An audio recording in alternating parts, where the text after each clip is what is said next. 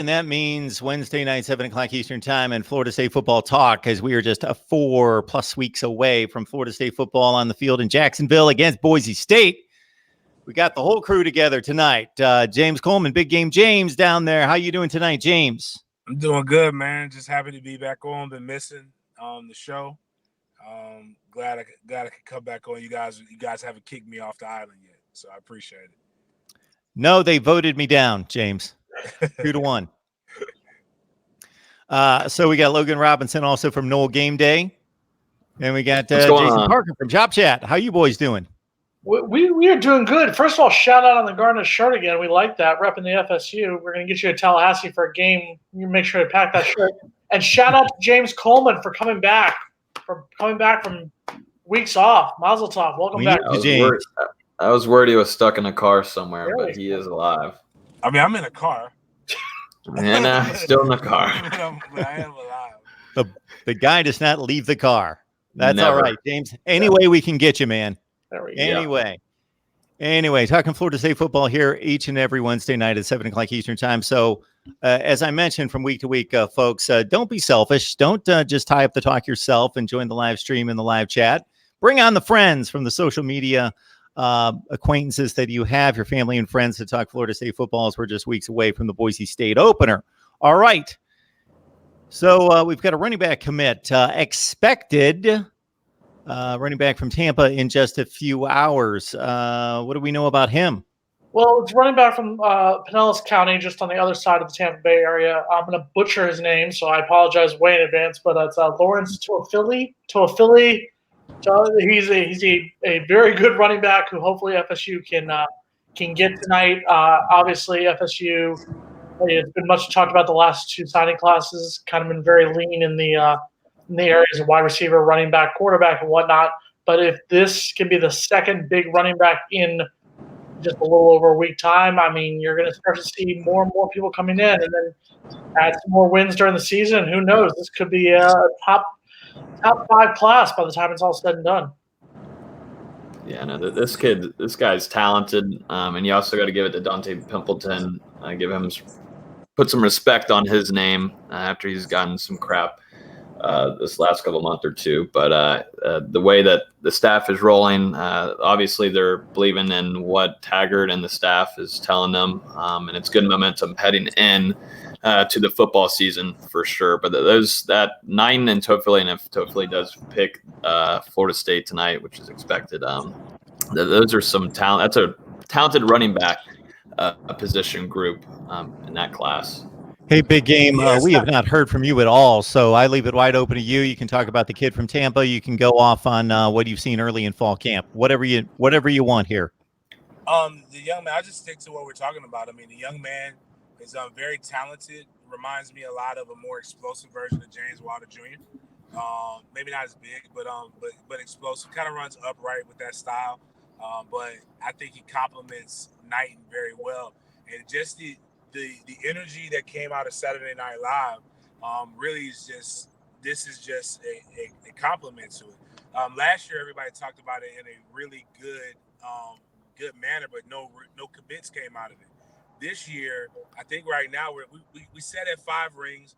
There is a commit that I personally believe it, from what I've been told, in Brian Robinson from out of the Miami area. But so finally, his commitment came from, he kind of played defense a little bit, but Knighton was there, Keziah Holmes had a good time, Kevon Lee, Deshaun Edwards. So you're hearing all of these reports about running backs and possibly the commits, and you may not have your spot. So Toafili wasn't even there, but he had to make a beeline during his own 2 days, his starter camp, to make sure that he came up and saw what was going on, what the hell was going on with Taggart and these guys, and why were they so excited.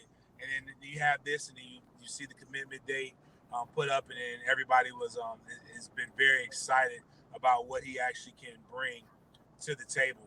I think this is going to be a class that they're going to bring in 3 running backs, and I think because technically They didn't bring in any running backs, but Treshaun Ward from out of the Tampa Bay area with the Tampa Bay Tech High School was a 3-star that chose to walk on to Florida State. So you got, and he's actually been doing really well in fall camp from what I understand. So now you just add some depth to a talented backfield that could potentially lose Cam Akers to a good season, and maybe even LeBourne could potentially go, but I doubt very seriously that happens. But they need some energy. They need some more home run threats, and with Brow's system, both these running backs can do numbers in a Brow's offense. And Mark, if I could just touch off what James said there real quick, he hit the nail on the head.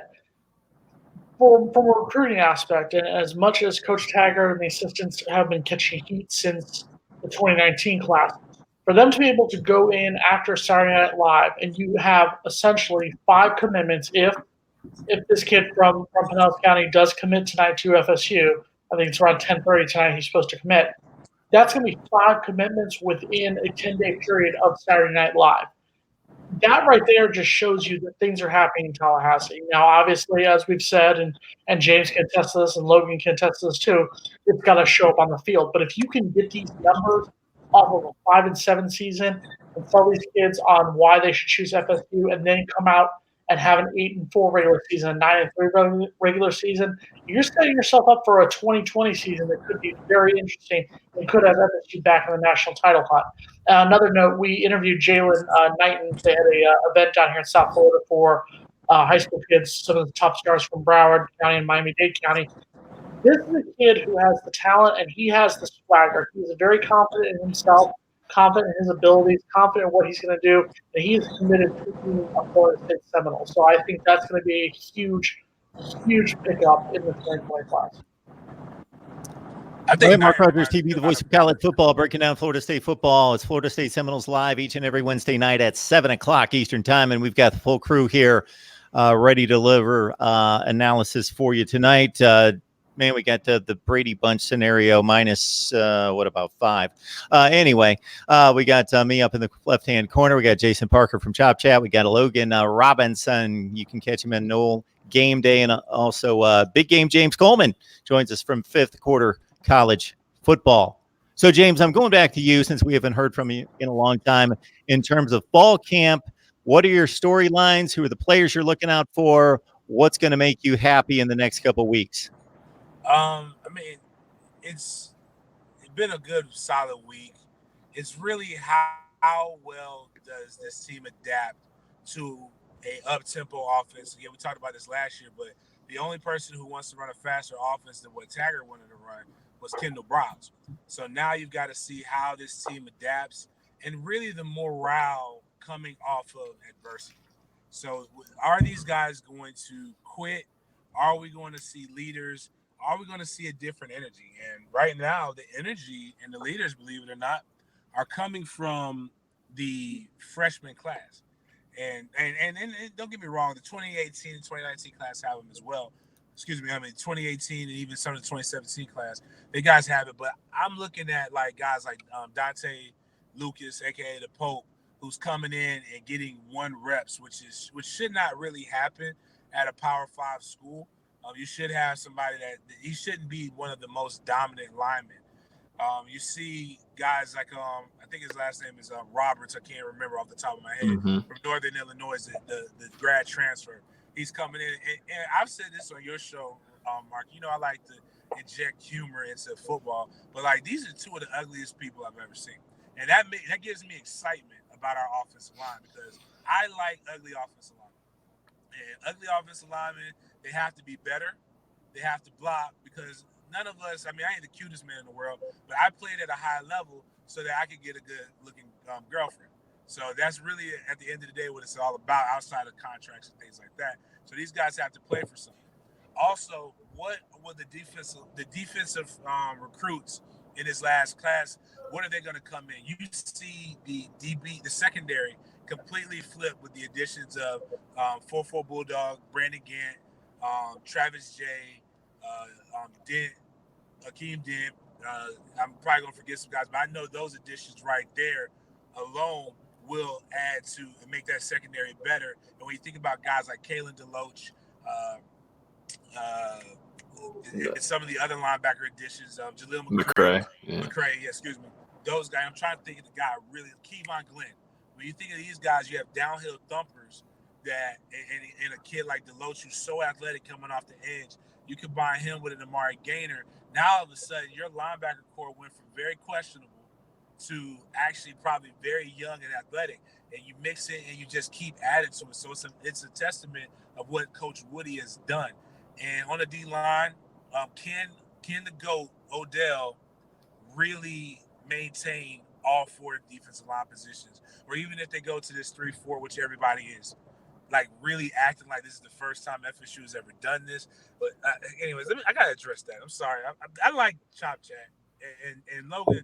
Logan's my boy. Even people kind of thought I took a shot at him the other day. Logan, I like Logan. I was getting DM. I was like, he didn't do anything. Yeah. Where was that? I like a lot of people, but what I don't like is people like to treat football like it's something it's not. Football nowadays is you're going to run multiple fronts. Guys, we are not like we will have aspects at times where we need to do the 3-4. But most of the time, this team is still built for the 4-3. So, like, it's not going to be a wholesale change unless we're really in a lot of unless our defense is doing well and we're putting offenses in like 2nd and 15 or they're in 3rd and Charles Kelly. Like, then that's good. We want to be in a 3-4. But for the most part, we're going to be, again, in the 4 down. But can Odell get the most and what are kids like Malcolm Ray, Fan, what are these guys going to Quayshawn Fuller, what are these young men going to come and add to, because we lost some very good, actually a very good defensive lineman in Brian Burns, and we need that pass rush. And then how deep will the wide receivers be? It looks deep. On paper, it should be good, but you got to throw it. You got to play pitch and catch. And will they be able to adapt? Will Warren Thompson take the next step? Will Jordan Young, who's one of my favorite recruits in that class, will he have a breakout? And Tamarin Terry with his knee, how will he come back off of the knee injury for the Boise State? I mean, it's very simple, but you never know with a guy who's as explosive and as physical as he is. James, quick question for you. We've talked about this before, Logan and Mark and myself, and I want to get your opinion on this one. You mentioned some of the youngsters at the secondary position. Can you see any of those guys either A, starting, or B, getting a majority of the snaps in that Boise State game? And if so, which ones do you think? If it's going to be a starter, it'll be at the kind of the pseudo safety position. And you got to think it would be Akeem Dent, especially with him coming in.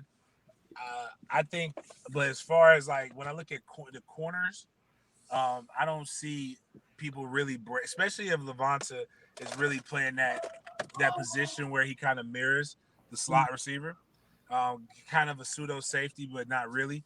I don't see them coming in and beating out Lil Boosie, Stanford Samuels III, or Asante Samuel like at the corner spot. But the safeties in last year was really where FSU was really weak at, and really where FSU needs to take that next step. And I can see that being where Akeem Dent or even a Travis J will come in. But as far as starting, it would be Akeem Dent would be the person that I would think. Got 62 on the line, as James Scott is pointing out for everyone. Hey, if you're watching, you got to like the video. Got to like the live stream here. We're talking Florida State football. We're talking college football here every night on Mark Rogers TV, the voice of college football. So even if you don't agree with me, and nobody agrees with Jason, there's no question about that, but you still enjoyed the debate, right? No one. All right. No one ever does. I'm just on an island over here in South Florida, just chilling out. You are. So, James, we're going to put your theory to the test this offseason. I'm going to take all the top offensive lineman recruits, and we're going to post pictures of them, and we're going to rate them. And I might have the number 1 rated offensive tackle in the nation and like the number 53 rated offensive tackle. And I'm not going to let you know which is which. And you're going to, rate them on a scale of 1 to 10 in terms of their looks. And we'll put your theory to the test, James, in regards to the uglier, the better. The uglier the better. Like I'm looking at Lucas and Roberts, and I'm like, their forehead starts where the eyebrow start, and I like that. I need that in my life, and I like my my white offensive linemen with underbeards. Like I don't know what it is, but it's just something about they can't grow that facial hair right up under the cheek, so it's got to be it's only under the chin, and it's just something. They always seem to be nasty and dirty, and I like that. I need that. Well, I need that in my life. There's only so many of us who can make goatee look sexy, James. So that's how we do it. So I'd add Juan Williams It in is there, a even though he's few, been there for definitely, a while. Jason. It's very few, very, very few. So do you guys want to answer some questions on the live stream here? So we've got all sorts of people chiming in with a number of questions.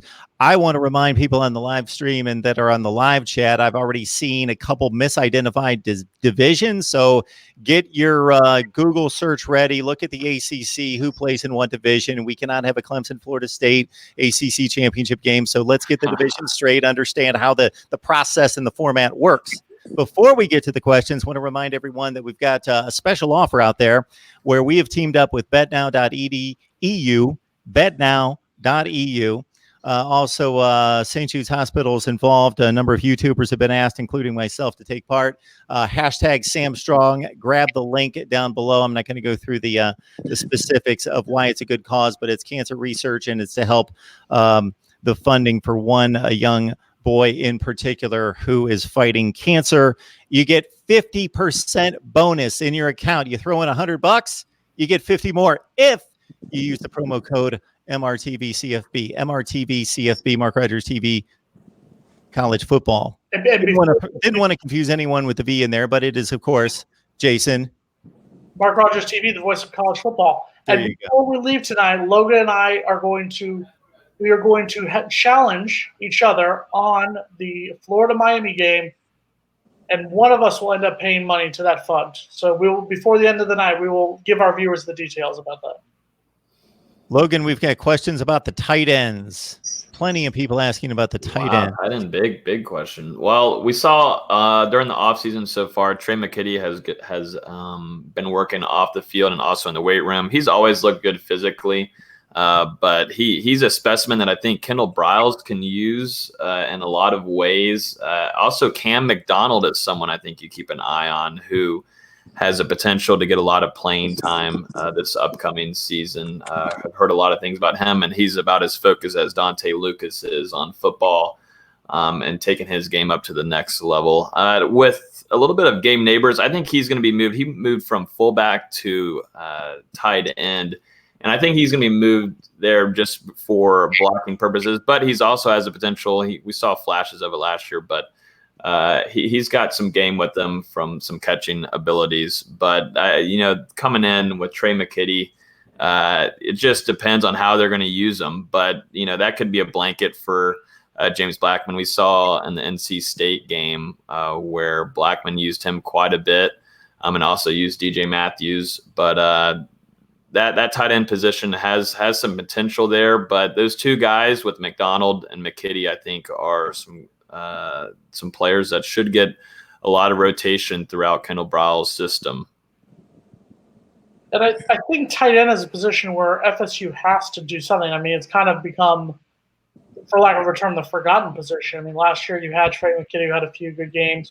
But, I mean, really, you look at that unit, that's a unit in the past FSU has developed some guys, has sent several guys to the NFL, and then of late it just kind of got abandoned. So, yeah, I kind of want to see what McKitty will do this season, whether he can take that leadership role.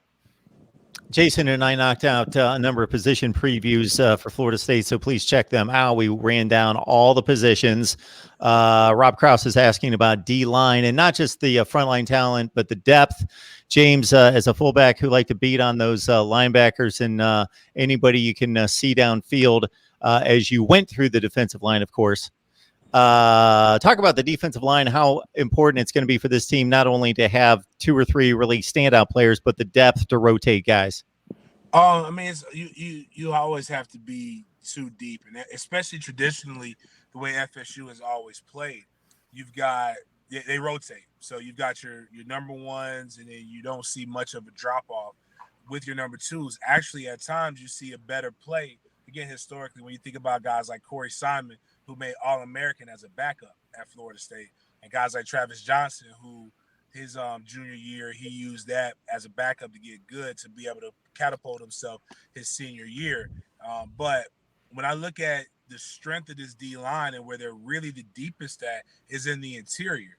And what does it do for against us for most of our teams? Like if you're able to command the double team with your 2D tackles, then it makes you have one-on-one matchups at the defensive end position, which automatically makes you better. So if we really go back and you look at when Brian Burns was really starting to have a lot more of his impact on games, it was probably around that Miami game and a little bit later in the season when Marvin Wilson and Durden kind of cut on and got on that next level, and he was able to get one-on-one matchups. So with guys like Kando and J-Rob, who haven't really lived up to what Seminole fans would consider the potential of what they should be, it's going to be even more imperative that you get that push. And what I really like is that we have like almost true noses, and we have your 3 techniques. So you can get, I mean, Marvin or Cooper could play literally this kind of the same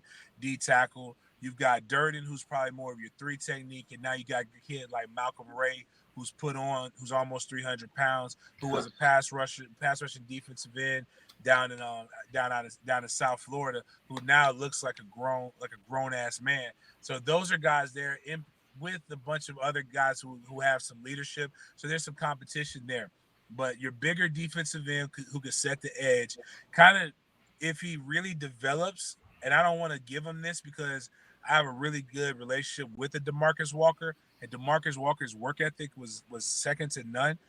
Quayshawn Fuller could probably be that guy, especially if he learns these plays. And that's all I'm hearing, really, with a lot of these young guys is on the D-line. Man, if they learn these plays and know how, and coaches can rely on them, they're going to be good. Typically, some of the sources that I have are very blunt. No, that guy sucks. No, that guy needs the red shirt. But they're all saying a lot with the guys I ask specific questions about. They're all saying once these guys learn what to do, they're going to be trouble. Mark Rogers TV, Q Jason. The voice of college football. With our Florida State Seminoles live on a Wednesday night at 7 o'clock Eastern time. So just, again, don't be selfish. Bring in the family, bring in the friends, and bring in the social media acquaintances. Let's get these numbers up. We're up to 79. We're up to 80. I think that's the highest I've ever seen it. I don't know what we did. No, we got to about 100 last week, didn't we? Yeah. And I think we got it to about 1,800 total a few days later. So Jaquace Moore, of course, looking at Florida State being Florida State and Boise State being a tremendous, maybe the all-time greatest group of 5, still there being a disparity in regards to name, brand, cachet, legacy, all that sort of thing. But when you look at the 2 football teams, Jaquace thinks that Florida State should win this game by 14 points or more to be praised or expected. What is the perception out there amongst Florida State fans in regards to how difficult this game's going to be, Jason? And what is your feeling about how difficult this game's going to be? The segment of the FSU fan base, and I'll get ridiculed by members of the FSU Twitter family. Hard to believe. Who would expect that? The segment of the FSU fan base who is still living like this is the dynasty era of the 90s and this is the 2013 team is going to say, oh, FSU should kill Boise State for a variety of reasons. That's an over expectation of FSU, and that's under not really quite comprehending what Boise State is. Boise State is a damn good group of 5 team. They are a group of 5 team who could hang with teams in the Pac-12. They could hang with probably some teams in the Big 12. They are a team that is a decent team. I think if FSU wins the game by, let's say, I think FSU wins. I don't think it's going to be by 14. I think probably 10 is where I would say right now. But let's say FSU does win the game by 14 points. I think they should be praised. A, because they went out there and did their job in the opener. It would be the first season opening win since 2016 against Ole Miss. So I think they should be praised for that. And B, I think they should be praised for beating a very good Boise State team by that level. I think Boise State needs to be given the credit for their reputation that they have earned to get to this point to schedule a game with FSU like this. So, guys, if you guys see really good comments or suggestions, questions, and so forth in the live stream, certainly just speak up and just address it. The yardage totals, guys, isn't necessarily important. Luigi Green, 843, looking for James Blackman to throw for over 350 yards per game. And in this offense, yes, yardage matters. because you want to be prolific. The ball's going to be in the air. The playmakers are going to be in space and all of that. But be efficient. Don't throw for 378 and 4 picks. That doesn't necessarily work. So be efficient. What do you guys look I to think see? that's James Blackman. Yeah, James, jump in here with what's a good year for James Blackman? Oh, I mean, to be honest with you, we really just need. It sounds very low for a Browns offense, but I mean, probably between 2,700 and 3,000. Like it's Browns runs a open offense. He doesn't run a spread offense. Like he can throw for 700 yards on you, but he can also has the same capacity to run for 700 yards. What I love about Kendall Browse is he's the ultimate offensive coordinator bully. Whatever's working, he's gonna pick on it. Like he's gonna find the weakness and they're gonna bully. So like if you've got a defensive tackle and he's got a limp, they're gonna circle that guy and they're gonna make it a long night for him. And I'm all for that. Like so it could be so that's kind of what it should be, ebbs and flows. So like to say like Blackman's going to go out if you're a player in that system and you're like, I expect to have 350 yards a game, you're going to be disappointed because you may actually only throw. There's games where he had a quarterback, I think, throw for 105 yards. Mm-hmm. There's no quarterback wakes up saying, I want to throw it. And I know the wide receivers, as divas as they are, were probably really complaining. But the running backs ate that game, and they were happy. I think everybody got a chance to get off on that one. So really what we need to be worried about more than anything is the fact that Browns averages 35 plus points a game. That's what I'm more concerned about. If we could get 35 plus points a game and we only have 180 yards of offense a game, I'm gonna be the most excited Seminole fan out there. So that's really what my target is. We got to put points up. We got to put points up fast, and that helps protect the defense. Because last year, not only did we get behind and we had to break our offensive strategy, besides shooting ourselves in the foot, it put the defense in a very precarious position. And then the secondary eventually folded, and injuries happened, and it just got bad. And nobody wants to go through, a season like that again. Yeah, folks, check out the top passing efforts week to week in college football if you're just looking at yardage, not looking at efficiency. And I'm going to guarantee that 5 or 6 of the top 10 are losses. So you get behind, you got to throw the ball, you put up big yardage, and then guys are throwing picks. They're throwing the ball 60 times like they do at Washington State, although they were obviously very successful last year. So it's efficiency, protect the football, get big plays, dink and dunk, and that doesn't necessarily translate into success either.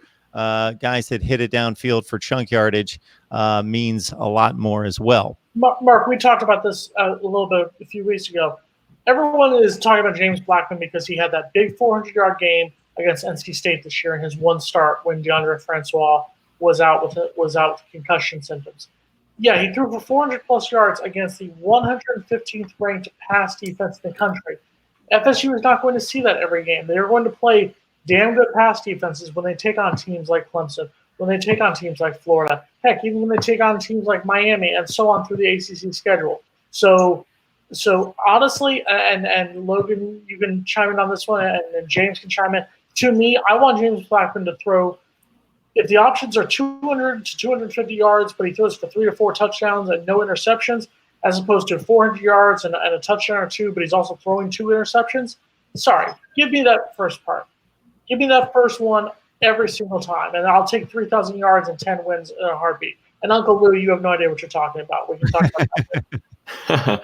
I think any coach would be fine with that first part there, Jason. And I think it was going to rely quite a bit too on this offensive line, how that running game is going to go too, because you got 2 5-star running backs that if you just give them a hole with the talent that we've seen in flashes that they've done with holes, they will do their job on that front. But I think this also relies a lot on how that offensive line is working and how deep shots going down the field will happen. And I think the biggest threat to FSU is whenever FSU does make that explosive play to Terry down the field, and how many times an opponent is going to act like they're hurt and slow down the momentum for Florida State, as we saw last year quite a bit.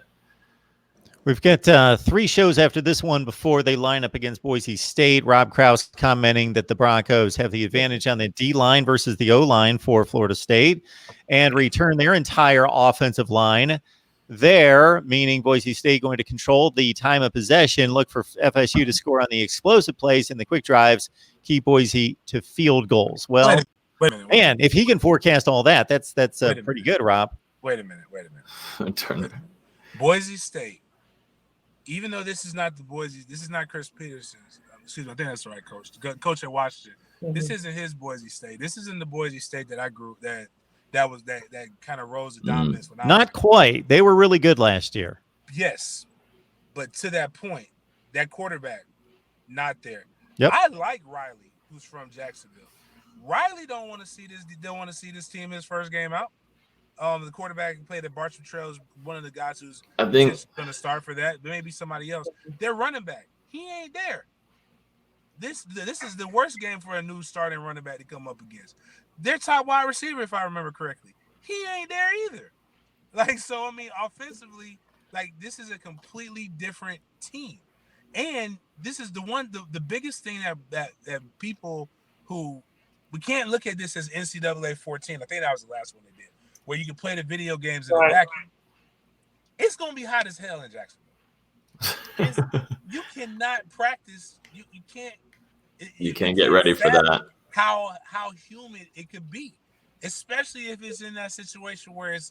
I pray it's not like it was for Virginia Tech last year, because that would completely mess up my plans. Because it was hot. It was very hot, humid, and it rained a little bit. Yeah, so it was not fun. But if that happens, there's no way you can train or be in good enough shape for that. And they're not used to playing against the level of athlete. They're a very good school, and they can. And even when they're in their prime, a one-off situation, I don't want them game planning. But when I'm looking at what they're bringing in and what they have coming back, I would be a fool to not have confidence in FSU's ability. Not saying I'm not going to predict a blowout, but I will predict I do believe they can win by 14-21, which on paper looks like a blowout. But all that could mean is that in the fourth quarter, one play really broke the back, and then all of a sudden, it went from a 10-point game to a 17-point game, and so on and so on. I think that's what it will be. I think Boise will have some success, as Florida State has still got some young guys trying to learn the positions. But if Kendall Browse is everything that I think that I've been sold, that I've read about, and everywhere he's gone has had success, if he's even worth half of his paycheck, Florida State fans should be more excited and have more confidence, because last year was solely based on the inability to translate what the coach was thinking in his head to the players on the field to execute. And Kendall Browse has done it at Baylor. He did it in 1 year at FAU. He did it at 1 year at Houston. And I'm not talking about subtle flips. I'm talking about exponential changes in what the offense did. Hell, look at what happened to FAU the year after he left. FAU was from one of the top offenses to falling outside of the top 50. Houston jumped up, not because their head coach was any good. It was because of what Kendall Browse did. And you see what happened when kind of Browse left, everything fell apart. James, my response to that would be, and I don't want to sound like the eternal pessimist always on the panel, but my response would be a lot of the same things you said. You should, and I agree with you. I think FSU does win this ball game. We can talk predictions as the weeks go on, but I think that FSU wins the game. My hesitation is the fact that a lot of the same things you said, we had this same conversation a year ago leading up into the Virginia Tech. So that's just my concern right now. So maybe I'm coming in with a little bit more. If FSU comes out against Boise State and just either wrecks shop, gets a convincing win, a 14-point win, a 17-point win, then my confidence will rise up there about this year's team. It's just that I need to see it. I need to see them score. Hell, I need to see them score a touchdown in their first game of the season. It's the little things. I need a quality game so that I know that everything the ship has been righted, I guess. Right. I want to note too on Randy Clements also coming with Kendall Browse, because that's almost a 10-year tenure with both of these guys. And last year you had a guy from Michigan, you had a guy from Maryland, then you also had Taggart from Oregon, and that just the chemistry was not there. But you have these guys that know each other, what works, what doesn't, and they're comfortable with one another. I think you'll see a much improved. Definitely what a lot of fans want to see is the offensive line improving. And what Kendall Browse said this week during practice is that a lot of the focus is and that mental brain of theirs. They have the physical attributes to play really well. It's just that mental capacity and knowing that they have a chance to be one of the best, or not one of the best, but a really good offensive line. And just to be average for this team does really well for the crazy talent and depth that Florida State has at that wide receiver position, of course, in the backfield. So I think Randy Clement's coming in with Kendall Briles, and I think Kendall Briles made sure that he wanted to bring him if he was coming to Florida State. Plays a big role for Florida State positively on offense, at least. All right, time for a promotional break here. Mark Rogers TV, the voice of college football. This is our Florida State live show each and every Wednesday night at 7 o'clock Eastern time. This is edition number 11. Got the full crew here. Jason Parker, Chop Chat. Logan Robinson from Knoll Game Day. And, of course, big game, James Coleman from Fifth Quarter College Football, talking Florida State football. Want to remind everyone that if you like to throw a buck or two on the games, and I understand this happens out there somewhere, people like to actually get into their wallet and they take out some money and they actually try to forecast, predict who's going to win the game, and then they exchange money based on who's right and who's wrong. Wow. And this actually happens. Really? And so if you're into that sort of thing, then you grab the link down in the description section that's next to the hashtag Sam Strong. You throw in your money, you get 50% more if you use the promo code MRTVCFB, and it's all for a good cause. Check out the video that I've released elsewhere to explain the good cause for cancer research and to help out one young man's battle against cancer. Now, What do you guys want to talk about next? Jason, it sounds like you want to talk next. two things. Number one, let's talk about this real quick since we teased it a little bit earlier. Now, My nice Florida State shirt. Is that what we're going to talk about next? Nice. That's Very what Clemson Alum 98 wants to talk about. Yeah, well, Clemson alumni, he recognizes good things. Shout out to the garnet there. It's a nice. It goes well with your place there. It's very nice. Interior design there. Carry on. There we go. Are you doing the chop? Did we just get chopped? Oh, was that was not an intended chop. That was like I don't know. Seeing the decor as Someone you were putting it out. screenshot it. So last week No. we kind of riled up some feathers and some cocktails with the U.S. Miami fan base. Okay, I riled up some feathers. I guess we'll go there. Talking about the Miami Florida game, and we talked about this a little bit. So Logan, I'm going to put you right now on the spot. Who do you think will win when our two hated rivals play on August 24th? Now, does it matter if it's again, like if we're not the same here, but if we're both right, we double, or what are we doing? Well, let's say this. Who do you think is going to win the game? And be honest, because both schools are evil, so it's your choice. So who do you think is going to win the game? I think it's kind of easy in my opinion. I think Florida wins this one. Okay, you think Florida wins this one. So and I know you picked. I think you picked before, but now I have picked Florida in our picks that you will see on chopchat.com as we go on through the month of August. However, I'm telling you right now, I have a speculation that there's a lot of it that's starting to look like 2013, how Florida came into that game as a top 10 ranked team, and Miami ended up pulling off the upset win. So I am going to change my pick right now. Right now, on the spot. Right here on Mark Rogers TV, the voice of college football, I'm going to change my pick from Florida to Miami, and I'm even going to put it so we're going to raise some money for a good cause. The loser contributes to the fund to raise money for cancer research, childhood cancer research. And you just picked Miami. Picked Miami. So now all the Miami fans that have given you so much hate the last couple of weeks are probably going to go crazy, and they love it. There's going to be a parade. And I did that on purpose. So that's why. I guess we can get a parade down US 1 down here. So maybe things will be a little easier this week down here in South Florida. But I'm going to Logan, I think it's going to take a whole lot more than that for these Miami fans to like Jason. Just a little. So I'm going to take Miami. You take Florida. Loser loser donates. I Deal? like that. I Deal. love it. Deal. I love it. Webcam. I really like the comment on the screen for James in particular, because he played the game on the field, and these are great questions for him in particular. Not that other ones aren't, but this is where he distinguishes himself in terms of grit and fight on the field. In terms of, many people could say maybe some players, I hate to categorize the entire team. The entire team quit. No, there are individuals playing football. They have different motivations. They have different desire and hunger levels and so forth and so on. So I hate to always say a team quit. Certain individuals may have quit. So James, Eric the Lion is asking, need to see a team this year that even fights. I want to win a game compared to what I seen last year. We can clean up the grammar sometime down the road. But in regards to, did they lose games last year or not compete in games? Forget about winning some of those games because they gave up at times. Did you see quit in this team last year, and what might be different this year?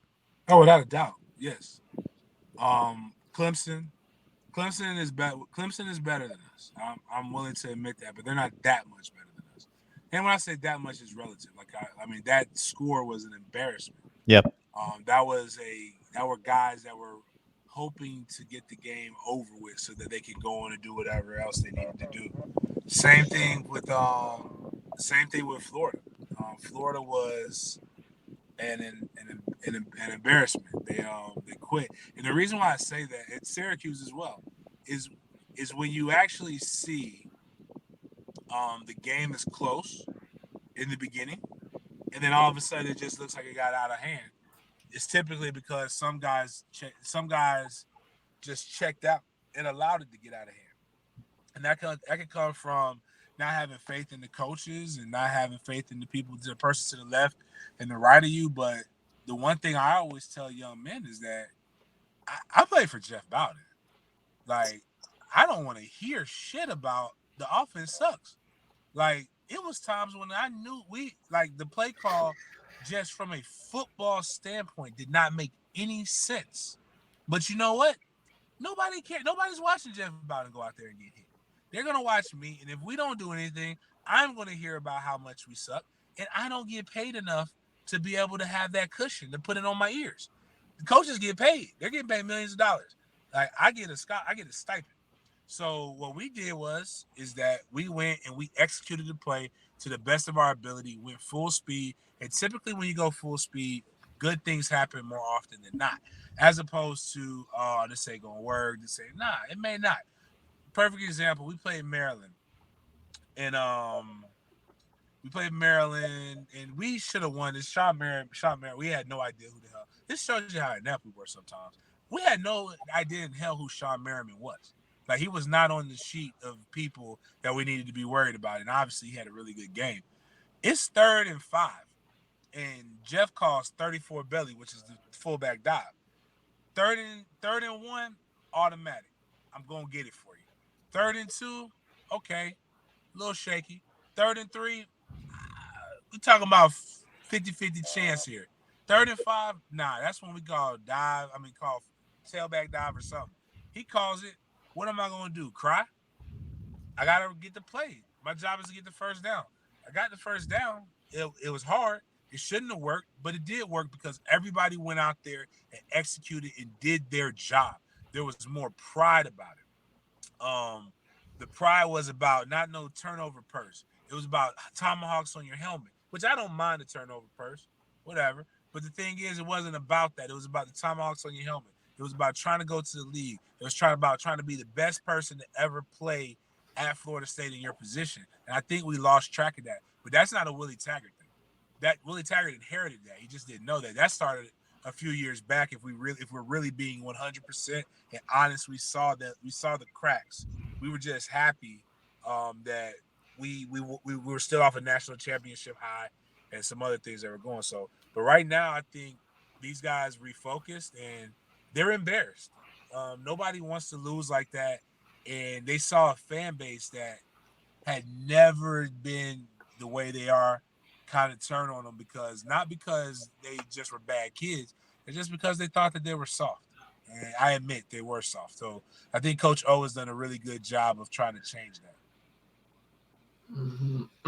Yeah, they've had a nice offseason too with him. A lot of guys built well, definitely built for their position groups too in that regards. But physicality wise, that's got to start from first week of camp. I mean, the way drills are being ran and how things are going mentally. I mean, that's how whenever I was playing high school, I played for Charles here. I played with Amari Gaynor.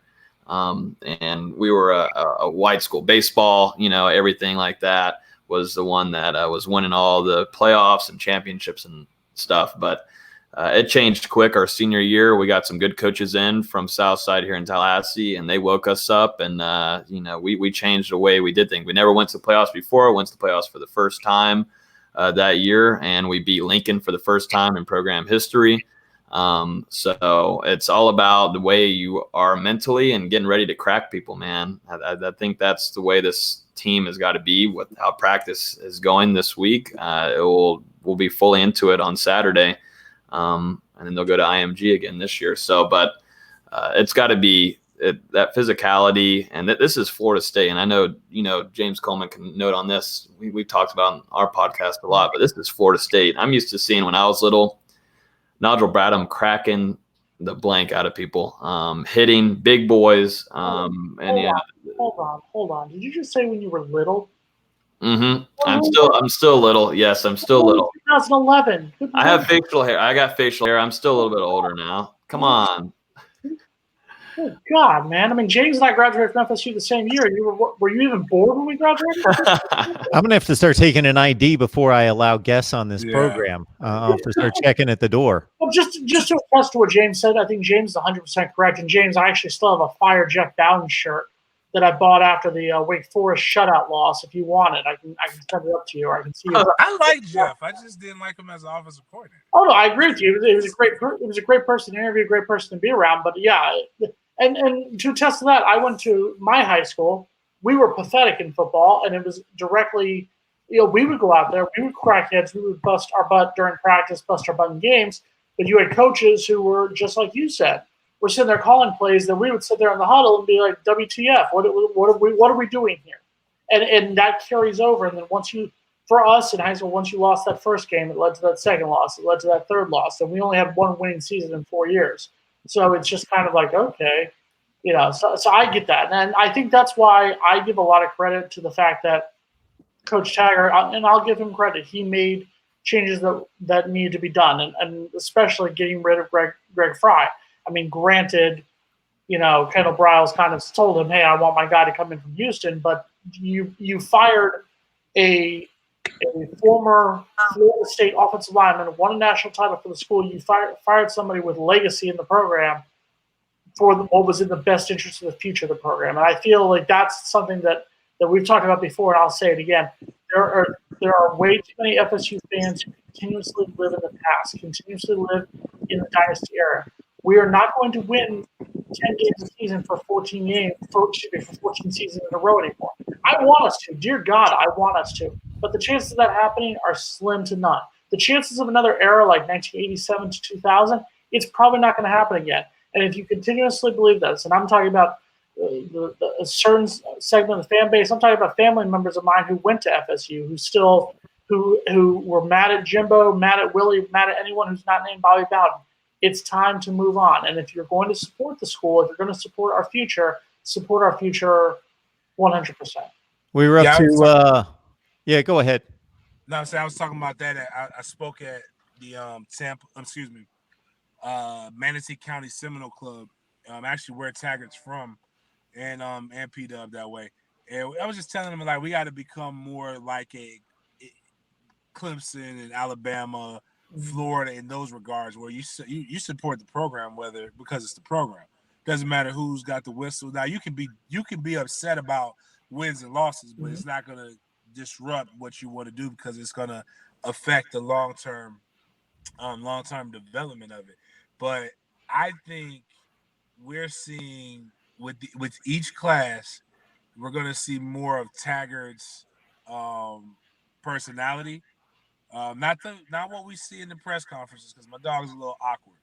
But when it comes to speaking, we got to work on that. But when you get a chance to be around him and you hear him talk and you hear his heart, He's got it from where he comes from.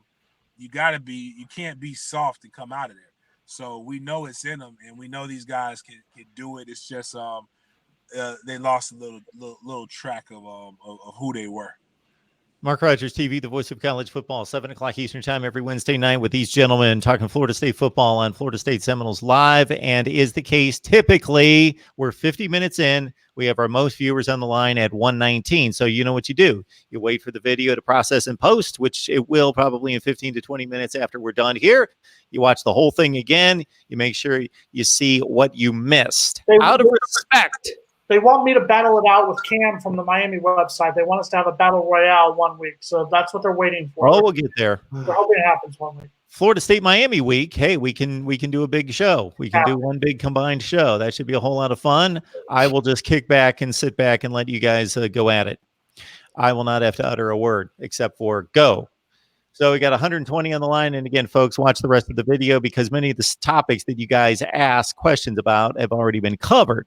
Now, out of respect for my man, DeAndre Crawford, who's not only a big Clemson fan, but is a defender to the hilt of the ACC, is asking about the FSU line. We assume it's the offensive line. We've covered this ground a number of times. I want to remind everyone that Jason and I went through every position. I'm talking like 20-minute conversations on every position on the field, even the special teams. So please check out those videos. And I myself did a Florida State, like 15, 18 minutes on Florida State football season preview for Mark Rogers TV. The voice of college football. I also didn't get my check for that. I didn't get my check for that, so if you could send that my way, that'd be great. Yeah. Okay. We'll get right on that. Okay, all righty. FSU line. Who wants to take this one? The dreaded offensive line question. I mean, they can't be much worse than they have been the last 3 years. And I feel like Logan and I, with all due respect, DeAndre, thank you for watching us, but I feel like we've beaten this dead horse enough. I mean, if they are anywhere, and like I said, on a scale of 1 to 10, they were a -2 for various points last season. So anything above that, being a 3 or a 4, keep James Blackman, or if it's Alex Hornibrook, we still don't know. It's going to be James Blackman. But whoever's starting at quarterback, just keep them upright more than they are knocked down. That's all we ask this season. I know we don't have a lot of time, but I'm just going to mention probably my biggest impact player coming into this season, and I'm going to keep on it, and I feel good now with fall camp happening. Dante Lucas, the mentality that he brings for that offensive line is huge, coming as a young guy and showing his presence up there. And now that Randy Clements has given him first team reps, I think is a big key, because he's showing some of these guys that have been there for a couple of years, it's time to man up. And he's going to take someone's job. And I wouldn't doubt if this is your long-lasting starter for the rest of the season. And I'm going to respectfully call out Lissette Riley, who says, why do y'all give Willie Taggart a pass in his offense? It was horrible. You can't blame that on Fisher. You damn sure can blame that on Jimbo Fisher when, I'm sorry, how many players on that line, on that offensive line, how many players at the skill positions? I'm pretty sure that DeAndre Francois was recruited by, wait for it, Jimbo Fisher. No, of course, we have sat here continuously, and we will continuously say Willie Taggart deserves some of the blame for what took place last year. But to sit there and say he is fully responsible for what took place is just asinine. That's just my opinion, with all due respect to Seth Riley, but that is just an asinine statement to make. Of course, my blame meter compared to Jason's is just a little bit higher for Willie. Just a tad higher. Well, you're a hater. My blame meter. It's easy to hate in Connecticut. It's cooler up there to hate. So I mean, here's the thing: is what are you giving him a pass on? He was a first-year coach that came into a situation where a coach left the program. Mm-hmm. Like, it's not like Jimbo was fired. Jimbo Fisher left. Taggart came in. He implemented a new system. And the blame, honestly, he put too much in too fast, and maybe he didn't get the best choices at coach. But if you really follow the process, there's a lot of reasons why he didn't do that. But what I'm doing is giving a person who saw the error, saw where he messed up, and he made adjustments. What the hell do you want him to do? I mean, this is a completely different offense. It should be. You hired the best offensive coordinator that you could hire. You hired his best complement in an offensive line coach, and now you're going to go and you step back and realize that you maybe were too arrogant in thinking that you could be the head coach and you could call the plays, and you could do all these other things. So you made the changes. And you want to know what change he made? It's a change that everybody asked Jimbo Fisher to make when he was here. To be honest with you, had FSU probably had an offensive coordinator, we probably could see FSU continuing to have the success that what the Clemson's having. But imagine what would happen if Jimbo did not just have to have his reins on that. But that's neither here nor there, because now he's Texas A&M's problem. Folks, we're here every Wednesday night, 7 o'clock Eastern time, talking Florida State football. Florida State Seminoles live. Again, don't be selfish. Bring in the family, bring in the friends, bring in the social media acquaintances. Before we go, every week. I want to leave on a positive note. James, this is one that goes out to you. I need 3 in the VIP for your tailgate for the Boise State game. So who do I need to talk to about that? I need 3 in the You got to hit that Eventbrite, Dope Boys 5th quarter tailgate. Oh, I thought VIP meant free. Okay, we'll talk about it off camera. Okay. Oh, if you need it, then you should have just said that. I got you. Okay, man. See, that's what I'm talking about. That's FSU. Tell some people to come buy tickets, and we got you. You know, that's FSU right there. You'll see me there. Jason, Logan, and James, we appreciate it. Folks out there, obviously lock in on the Florida State football talk with these 3 on their respective Twitter feeds and their platforms out there on social media. And, of course, Mark Rogers TV, the voice of college football. We're going to turn this right around, talk the dreaded Miami Hurricanes in just a few minutes with Cam Underwood from State of the U. Tell Cam don't disappear when they lose. Oh, we'll do that big. I love it. I love it.